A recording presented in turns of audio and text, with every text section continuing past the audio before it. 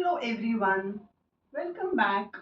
मेरी last week की जो वीडियो थी जिसमें हमने फॉरेन एसेट लायबिलिटी डिक्लेरेशंस को लेकर बात की, उसके बाद मेरे जो फ्रेंड्स एंड फैमिली है फॉरेन में, उन्होंने कॉल किया कि हम इंडिया आने का सोच रहे हैं, तो वहाँ के एसेट लायबिलिटी डिक्लेरेशन तो आपने समझा दिए, बट उसकी income taxation point of view जब हम इंडिया में लौटेंगे तो उसके टाइमिंग को लेके अगर कोई ऐसी प्लानिंग हो या कोई ऐसे टिप्स हो जो हमें जाननी ज़रूरी है, जो हमें लेनी ज़रूरी है, क्या हम उस पर बात कर सकते हैं?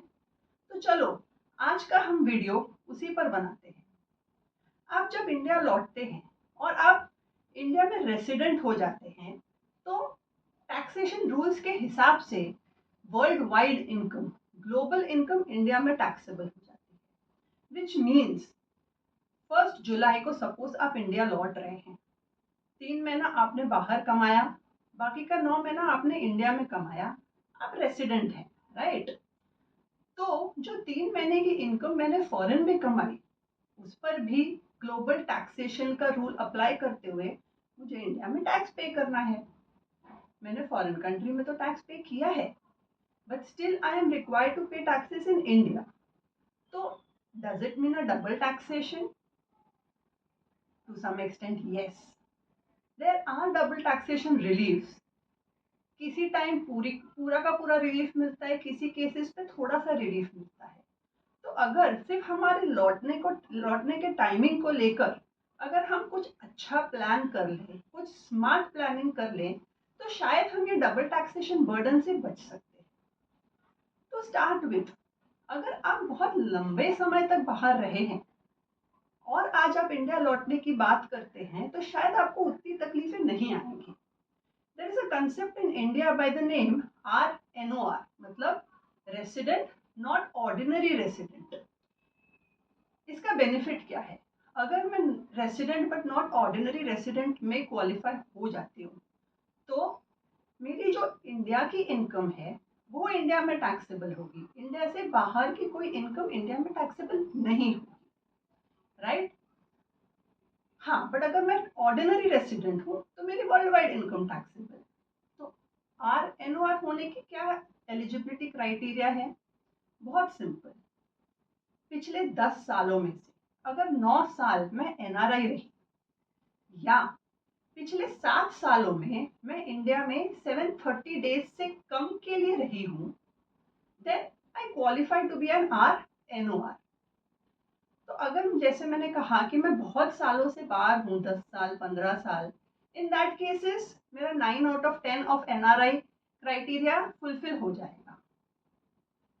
मैं 6-7 साल से बाहर रही, तो डेफिनेटली जब मैं इंडिया आऊंगी, 20-30 दिन इंडिया रुकूंगी, तो मेरा वो 730 डेज से कम वाला क्राइटेरिया क्वालिफाई हो जाएगा। हाँ, तकलीफ कब आएगी? जब मैं लास्ट 3-4 साल 5 साल में गई हूँ, इन दैट केस मैं ना तो 9 आउट ऑफ 10 वाला क्राइटेरिया क्वालिफाई कर पाती हूँ, ना तो मैं 730 डेज वाला क्राइटेरिया क्वालिफाई कर, and in that case I become a resident and ordinary resident. तो RNOR हूँ, इट इज़ वेरी सिंपल। मैं जब फॉरेन में हूँ, मैं फॉरेन में अपनी इनकम कमाऊँ, वहाँ टैक्सेस पे करूँ। सिर्फ एक बहुत इंपॉर्टेंट टिप है इन दिस केस कि आप जब वहाँ पे नौकरी छोड़ते हो, at that time you might get leave encashment, कोई बोनस मिलता है आपको, कोई ग्रेचुइटी मिल रही है, ऐसी कोई इनकम आपको मिल रही है या मिलने वाली है, ट्राई करिएगा कि आप वहाँ रहते ही आपको मिल जाए। क्योंकि इंडिया में आने के बाद अगर आप वहाँ पे कोई इनकम कमा रहे हो which is related to your past experience, your past employment, पर मिल आज रही है, तो वो इंडिया में टैक्सेबल हो जाएगी। सो प्लीज इंश्योर कि ऐसा जो भी पॉसिबल है आप उसी टाइम पे उसको क्लेम कर लीजिए, receive in your bank account outside India, and then come to India. But in cases जैसे मैंने कहा 4-5 साल वाला केसेस है, मैं इंडिया में लौट रही हूँ, आई शुड इंश्योर कि अगर मैं प्लान कर सकूँ, आई ट्राई कि मैं साल के शुरुआत में, यहाँ पे साल की जब मैं बात करती हूँ, मैं 1 अप्रैल टू 31 मार्च की बात करती हूँ, तो let me come to India within 1 अप्रैल और फर्स्ट वीक ऑफ अप्रैल और फर्स्ट 15 डेज ऑफ अप्रैल, क्योंकि उतने पीरियड में मैं हार्डली शायद वहाँ कोई इनकम कमाऊंगी, राइट? जो मेरी रेसिडेंट होने के बाद इंडिया में टैक्सेबल होगी। या I try to come in India in the latter part of the year, 30 सितंबर के बाद, एंड एकदम कंजर्वेटिवली बोलूँ तो 5-7 अक्टूबर के बाद आप इंडिया में आइए, जहाँ पे आप 182 डेज से कम इंडिया में रहे हो।